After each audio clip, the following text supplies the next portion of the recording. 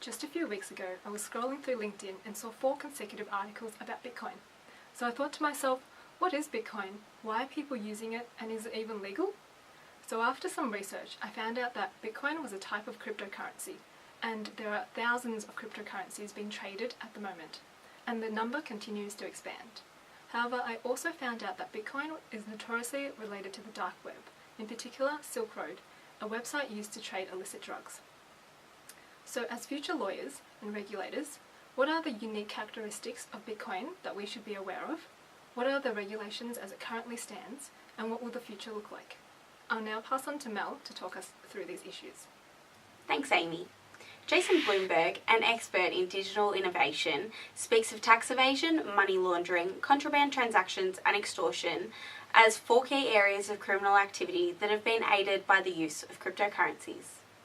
Bitcoin wasn't created to facilitate crime, but regulators and law enforcement agencies face serious issues of enforcement.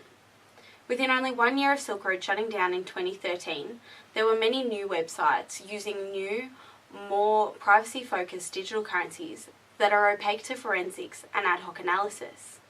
This evidences the difficulties that regulators and lawmakers face in dealing with cryptocurrencies. Whilst Bitcoin can potentially be used in crime, I will explore the characteristics that make Bitcoin particularly difficult to regulate. The first characteristic to consider is user anonymity and security. Unless a user voluntarily provides their Bitcoin transactions, they are difficult to trace or identify, similar to cash purchases. In fact, the anonymous Bitcoin address that is generated for user purchases changes with each transaction. Helene Rosenberg from Barclays contrasts this with the increased transparency using the blockchain.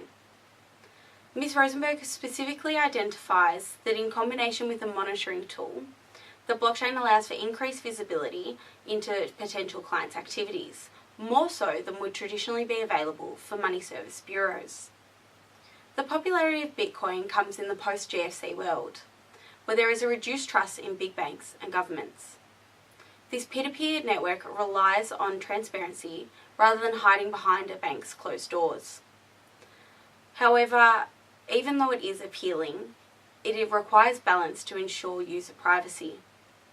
Whilst consumers will continue to value privacy, lawmakers are faced with the challenge of utilising blockchain technology to prevent crime but also allow for innovation.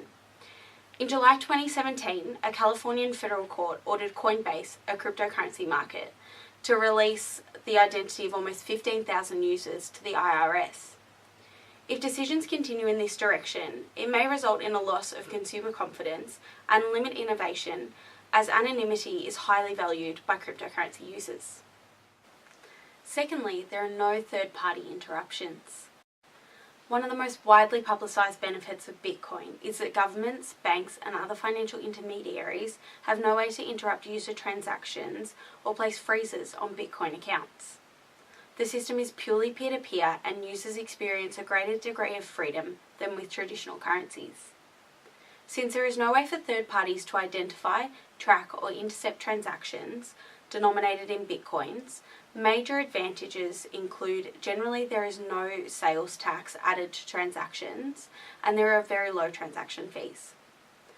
Standard wire transfers and foreign purchases typically involve fees and exchange costs. Since Bitcoin transactions have no intermediary institutions or government involvement, the costs of transacting are kept very low, providing a major advantage for travellers and transnational operators. Additionally, Bitcoin transfers happen very quickly, approximately 1 hour for a standard 6-block confirmation, eliminating the inconvenience of typical authorization periods and wait times. While regulation in Australia around Bitcoin is currently limited, the Big Four banks have taken it upon themselves to freeze investor accounts and prevent transfers to Bitcoin markets, such as CoinSpot. They seem to have done this to protect themselves from accusations of money laundering, which is particularly pertinent given the current Banking Royal Commission.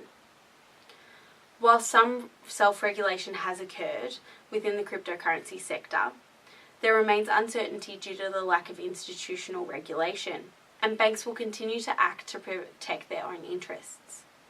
whilst a new regulatory framework must be stringent to protect consumers, Dr. Adrian Lee, a senior finance lecturer at the University of Technology, Sydney, says over-regulation or the closure of crypto exchanges could lead to the stifling of the industry and drive it underground.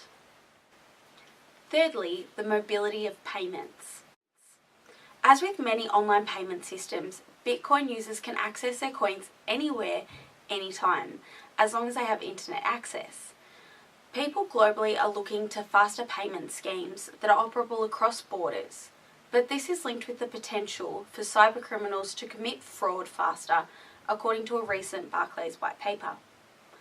In a recent class action before the Southern California District Court, Lidell and Coinbase, it was alleged that Coinbase breached their fiduciary duties and knew or ought to have known that Cryptsy, a cryptocurrency listed on their website, was using the website to liquidate the assets of Lidell and other such users.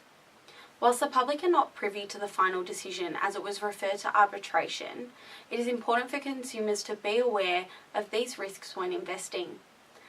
When regulators draft consumer protection legislation, they need to consider where liability will lie, whether it's with the cryptocurrency developer or with the cryptocurrency exchange organisation. Lastly, Bitcoin can be used as an investment or a trading tool.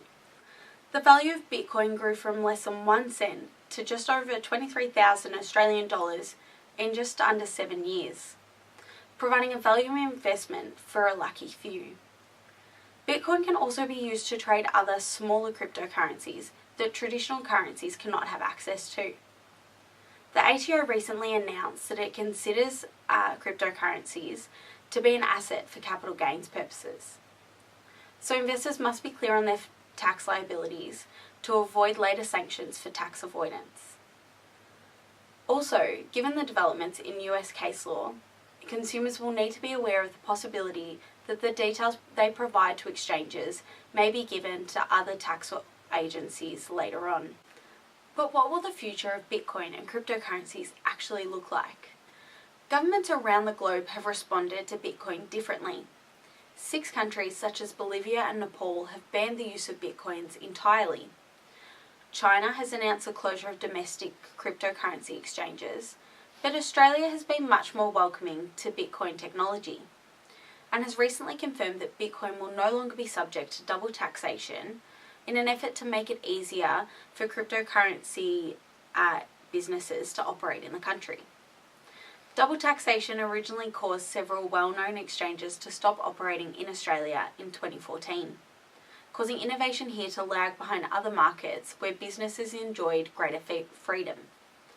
Furthermore, the Australian government has invested $8.6 million into an Australian company that has used the blockchain to create a digital emissions trading scheme. Some countries have even begun plans to develop their own digital currency to compete with or take over Bitcoin.